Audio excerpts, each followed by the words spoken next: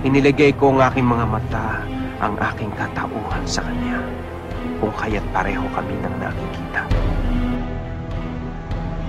Teka, ano kayong pinabasa niyo? Hindi na kailangan pang sumali ng isang isang pulasang katulad nito. Magugulo ang kanyang mga payo at ako pa ang nasingil ni Pepay ng 25 piso. Basila. Ikaw pala, Simon. Anong sinadya mo rito?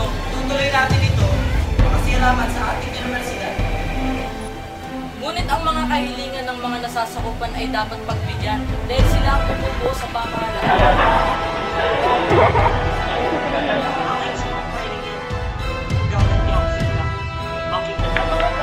Ang mga Friday, kung pagpapahirap ang lusan, panlalait, pananakit, yan ang nais nila. Narito ko lang kayo makasama.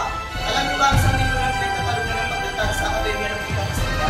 Hayaan mo na lang ako ipatago sa iyo ang mga almas at babawasan. Ang pakay niya ay pagbabago, ngunit siya'y Lahat ng malayang pag-iisip dito ay tinuturing na filibusterismo.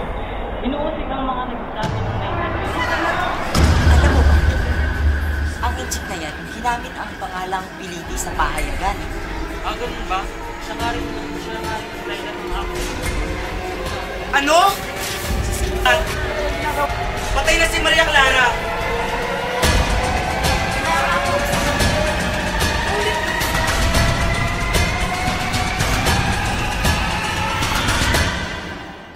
At dahil sa mga pangyayaring di inaasahan, siya'y napilitang magdalawang anyo.